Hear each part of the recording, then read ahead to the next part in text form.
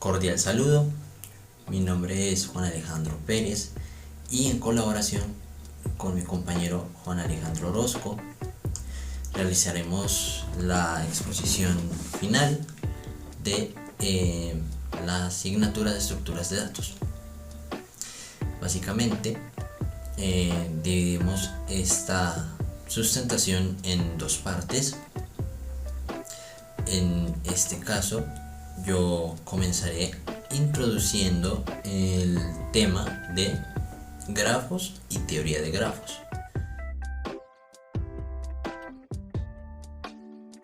Entonces, desde el vamos, ¿qué es un grafo?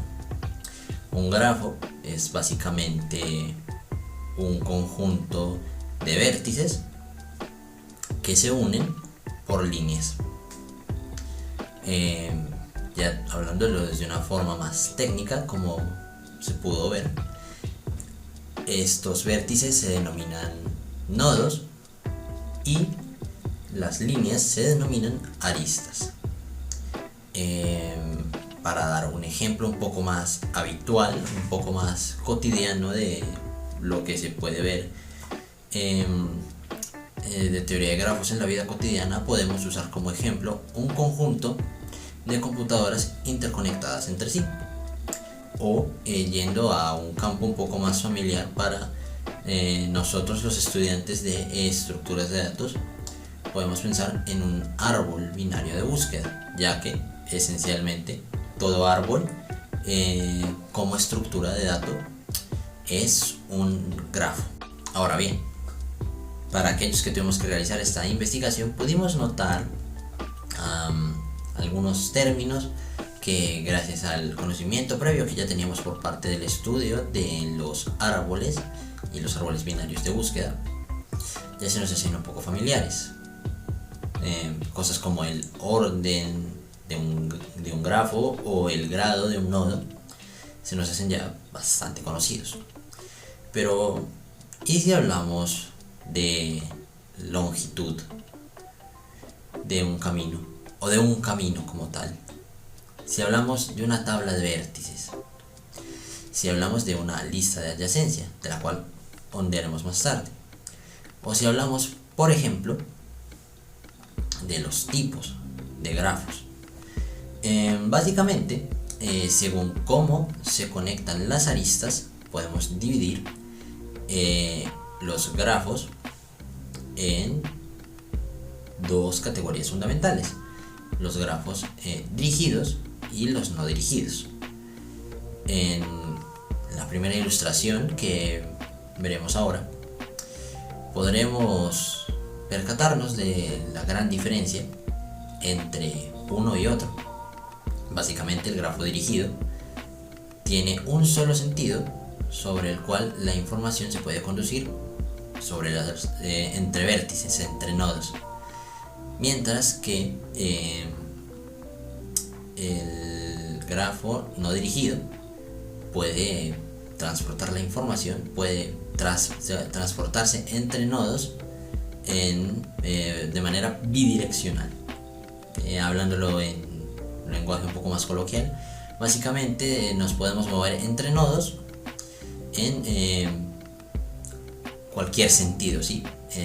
Mientras que en un grafo dirigido solamente nos podemos mover en un solo sentido. O sea que si queremos ir de un nodo A a un nodo B y la conexión es de A a B, o sea, el nodo A está dirigido a B, no podríamos ir de B a A porque la conexión es de un solo sentido.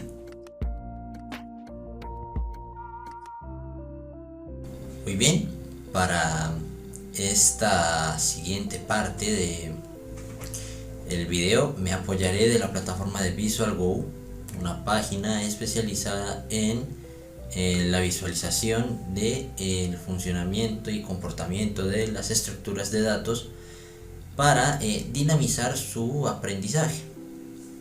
En este caso estamos viendo una estructura generada por defecto, que viene siendo un grafo, y con el cual nos apoyaremos para lo que viene siendo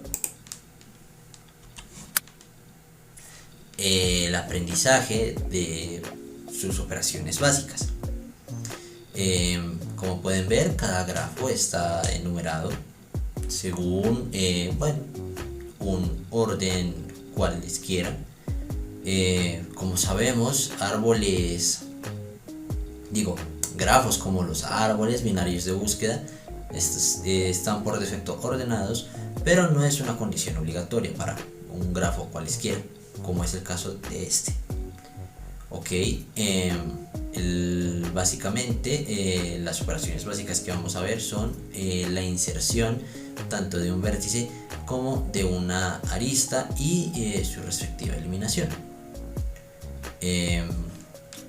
La primera operación que veremos, por tanto, será la inserción de un vértice. Como podemos ver, se acaba de generar el vértice 7, y cuando se crea un vértice, cuando se inserta un vértice en el grafo, aunque no lo parezca, todo el contenido, los 8 grafos que hay ahora mismo en pantalla, son un solo grafo. Simplemente decimos que el grafo 7 está aislado, puesto que no está conectado con ningún otro nodo. De la misma manera, si quisiéramos insertar una arista,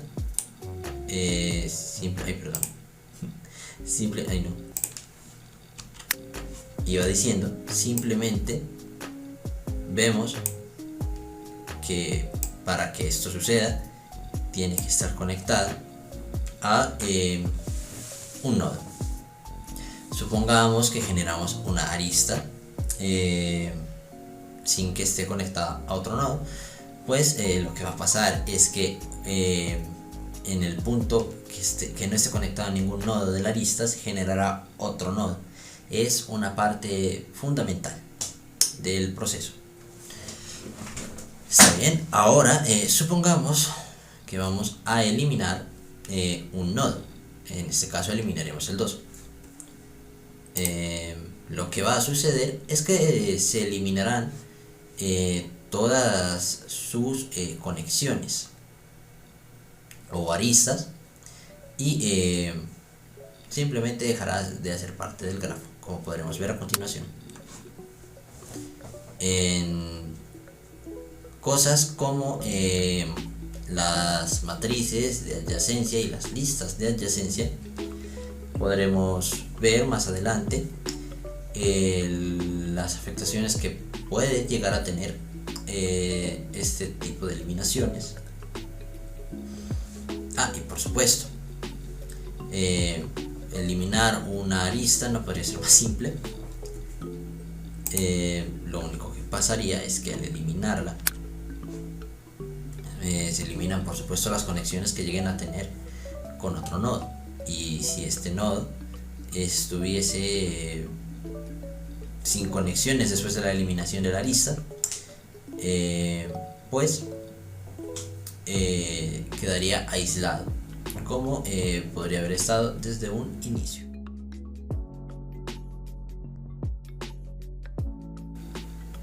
Seguimos apoyándonos de Visualgo para analizar tanto la matriz como la lista de adyacencia. En la versión original que teníamos de este grafo, pudimos ver que tenía una serie de conexiones ya definidas. La lista y la matriz de adyacencia se encargan de listar esas conexiones.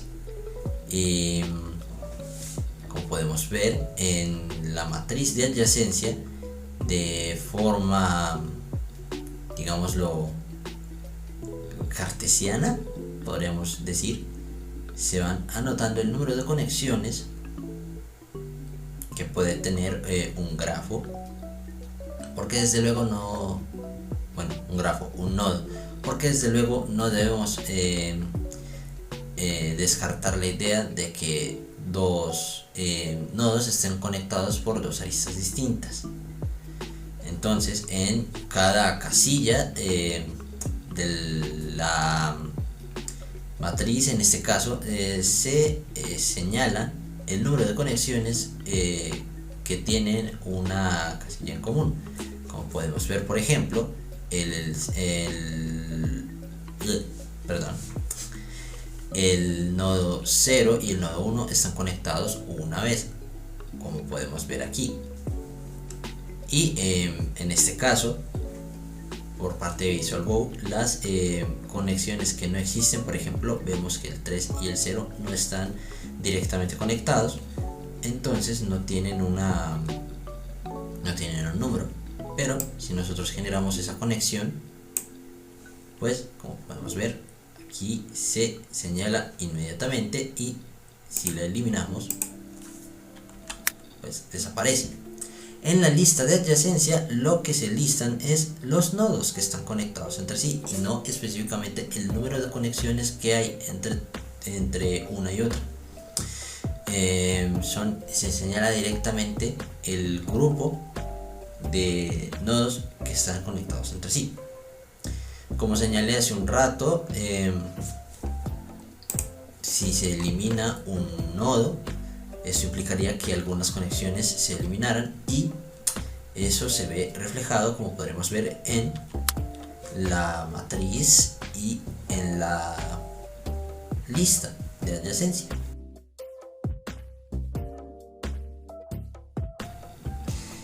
Para concluir la parte de teoría de grafos, hablaremos acerca de algunos problemas y sus respectivos algoritmos relacionados con la teoría de grafos. Para iniciar, hablaremos acerca de la navegación dentro de un grafo, el cual se compone de dos maneras de navegar fundamentales que pudimos ver durante nuestro estudio por los árboles. Estos son por amplitud o por profundidad. Comenzando con la anchura, el algoritmo lo describiré mediante imágenes. Primero, se escoge un nodo inicial aleatoriamente. Segundo, se visitan los nodos con los que está conectado. Tercero, para cada uno de estos nodos se visitan sus otros nodos adyacentes, si es que no se han visitado antes. Y este proceso se repetirá hasta que todos los nodos hayan sido visitados. El algoritmo señala que es muy importante señalar los nodos que ya fueron visitados para descartarlos de una segunda visita. La ruta por profundidad nos pide los siguientes pasos.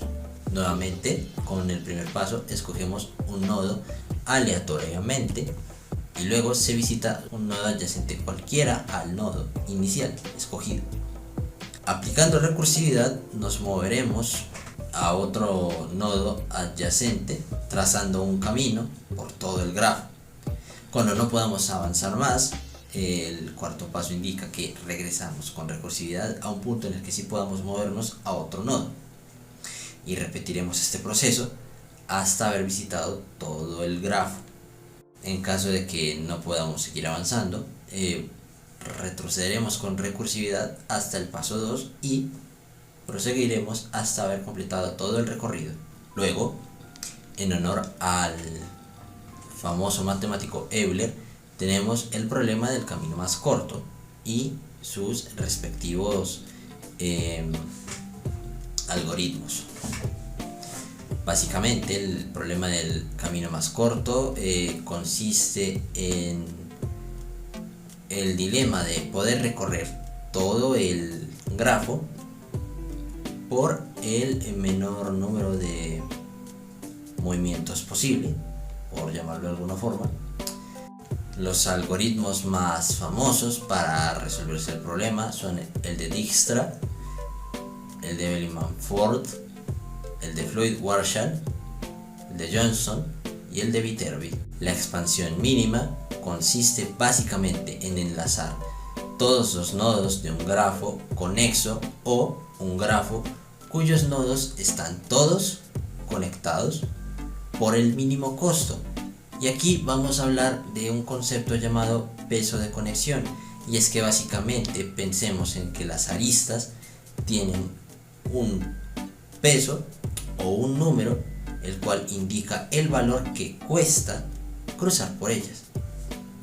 De tal manera, algoritmos como el de Prim o el de Kruskal nos permiten hallar la manera de recorrer un grafo por el menor peso posible. Estas imágenes nos darán un ejemplo más gráfico de a qué nos referimos con peso de conexión. Para finalizar y cerrando la parte del análisis a la teoría de grafos, tenemos el concepto de clustering o de agrupamiento, que consiste básicamente en agrupar cierto grupo de nodos dentro de un grafo bajo un determinado criterio. Buenos días, mi nombre es Juan Alejandro Orozco y hoy vamos a ver la teoría de la complejidad computacional. Empezamos con la definición. La teoría de la complejidad computacional es una rama de la teoría de la computación cuya finalidad específica es el estudio técnico y la clasificación de problemas computacionales según su dificultad, ¿cierto? Eso es una definición breve, la cual podemos tomar y vamos a pasar a la historia.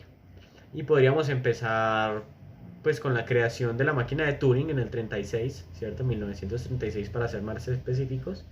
Y esta fue una máquina que tuvo un gran éxito porque se manejó como marco teórico por el cual debía encaminarse la computación.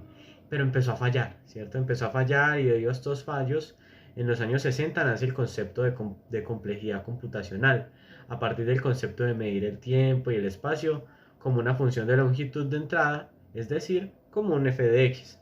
Y esto de la mano de Judith Hartmanis y Richard Stearns. Ya después, esto fue la base para la evolución conceptual del TCC. Es a partir de aquí que nacieron conceptos como el del tiempo de ejecución polinomial, la expansión de los modelos de cómputo, entre otras cosas más. Bueno, pues ya con eso pues terminaríamos lo que es la historia, ¿cierto? Y vamos a ver algo que se llaman los problemas de decisión. Estos problemas de decisión se comprenden en dos partes. Uno, que es un dato de problema, y una pregunta cuya respuesta puede ser sí o no. Y un problema de decisión pi, que consiste entonces de un conjunto de pi instancias y un subconjunto y de pi que pertenece al conjunto de pi de instancias cuya respuesta es sí. Esto como lo podríamos ver desde la computación, pues desde la computabilidad es entendida como la parte de la lógica matemática que estudia los problemas que pueden ser resueltos con un algoritmo. Pueden ser decidibles o resolubles mediante algoritmos, en donde sí existe un procedimiento y este se detiene ante cualquier entrada. 2. Parcialmente decidible o reconocible, donde sí existe un procedimiento y este se detiene para las entradas que son la solución. Y la no decidible, la cual pues no tiene procedimiento. Desde la complejidad computacional pues se definen varias clases de decisiones. Antes de describirlas conviene aclarar algunos términos como el tiempo polinómico, la máquina de Turing, determinista y no determinista y la reducción.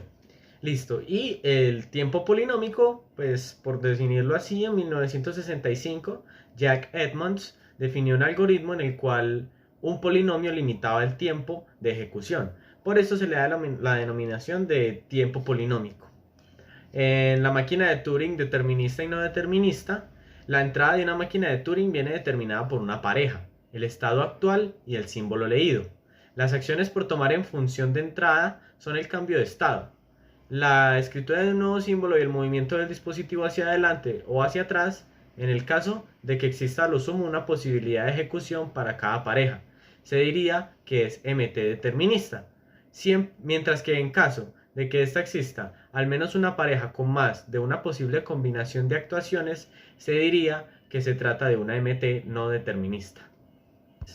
Y ya como último término, reducción. Reducir en este contexto es una forma de convertir un problema en otro, tal que la solución de este último sirva para resolver el primero. Listo, finalizando esos términos, pues terminamos los problemas de decisión. Ahora vamos a ver qué son las clases de complejidad. Listo. Las clases de complejidad tienen una definición de la forma: el conjunto de los problemas de decisión que pueden ser resueltos por una máquina M utilizando O f de n del recurso R. En tal orden de ideas, las clases de complejidad pueden dividirse en dos categorías fundamentales.